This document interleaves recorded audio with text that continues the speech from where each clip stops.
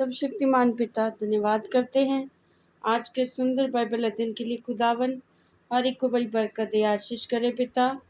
यीशु नाम से मांगती हूँ, आमीन। हम पढ़ेंगे सबोपदेशक का 5 अध्याय, उतावली से मन्नत ना मानना। जब तू परमेश्वर के भवन में जाए तब सावधानी से चलना, सुनने के लिए समीप जाना मूर्खों के बलिदान चढ़ाने से उत्तम है, क्योंकि वे नहीं जानते कि बुरा करते हैं। बातें करने में उतावली ना करना और ना अपने मन में कोई बात उतावली में परमेश्वर के सामने निकालना, क्योंकि परमेश्वर स्वर्ग में है और तू पृथ्वी पर है, इसलिए तेरे वचन थोड़े ही हों। क्योंकि जैसे कार्य की अधिकता के कारण स्वप्न देखा जाता है, वैसे ही बहुत सी बातों का बोलने वाला मूर्ख ठहरता है।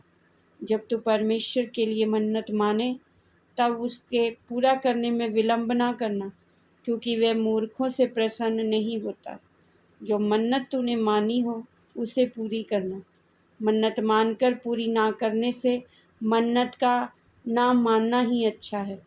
कोई वचन कहकर अपने आप को पाप में ना फंसाना और ना ईश्वर के दूत के सामने कहना कि ये भूल से हुआ। परमेश्वर क्यों तेरा बोल सुनकर अप्रसन्न हो और तेरे हाथ के कार्यों को नष्ट करे, क्योंकि स्वप्नों की अधिकता से व्यर्थ बातों की बहुतायत होती है, परंतु तू परमेश्वर का भय मानना जीवन निस्सार है। यदि तू किसी प्रांत में निर्धनों पर अंधेर और न्याय और धर्म को बिगाड़ता देखे तो इससे चकित न होना, क्योंकि एक अधिकारी से बड़ा दूसरा रहता है जिसे इन बातों की सुधि रहती है, और उनसे भी और अधिक बड़े रहते हैं। भूमि की उपज सबके लिए है, वरन खेती से राजा का भी काम निकलता है। जो रुपये से प्रीति रखता है वह रुपये से तृप्त ना होगा, और ना जो बहुत धन से प्रीति रखता है लाभ से, ये भी व्यर्थ है। जब संपत्ति बढ़ती है तो उसके खाने वाले भी बढ़ते हैं, तब उसके स्वामी को इसे छोड़ और क्या लाभ होता है कि उस संपत्ति को अपनी आँखों से देखे। परिश्रम करने वाला चाहे थोड़ा खाए या बहुत, तो भी उसकी नींद सुखदायी होती है, परंतु धनी का धन बढ़ने के कारण उसको नींद नहीं आती। मैंने धरती पर एक बहुत बुरी बला देखी है, अर्थात वह धन जिसे उसके मालिक ने अपनी ही हानि के लिए रखा हो, और वह किसी बुरे काम में उड़ जाता है, और उसके घर में बेटा उत्पन्न होता है, परंतु उसके हाथ में कुछ नहीं रहता। जैसा वह माँ के पेट से निकला वैसा ही लौट जाएगा, नंगा ही जैसा आया था, और अपने परिश्रम के बदले कुछ भी ना पाएगा जिसे वह अपने हाथों में ले जा सके। ये भी एक बड़ी बला है कि जैसा वह आया ठीक वैसा ही वह जाएगा।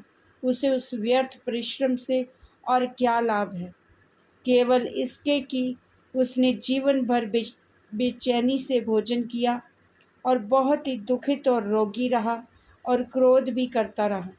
सुन, जो भली बात मैंने देखी है, वरन जो उचित है, वह ये है कि मनुष्य खाए और पिए और अपनी परिश्रम से जो वह धरती पर करता है, अपनी सारी आयु भर जो परमेश्वर ने उसे दी है सुखी रहे, क्योंकि उसका भाग यही है। वरन हर एक मनुष्य जिसे परमेश्वर ने धन संपत्ति दी हो और उनसे आनंद भोगने और उसमें से अपना भाग लेने और परिश्रम करते हुए आनंद करने की शक्ति भी दी हो, ये परमेश्वर का वरदान है। इस जीवन के दिन उसे बहुत स्मरण न रहेंगे, क्योंकि परमेश्वर उसकी सुन कर उसके मन को आनंदमय रखता है।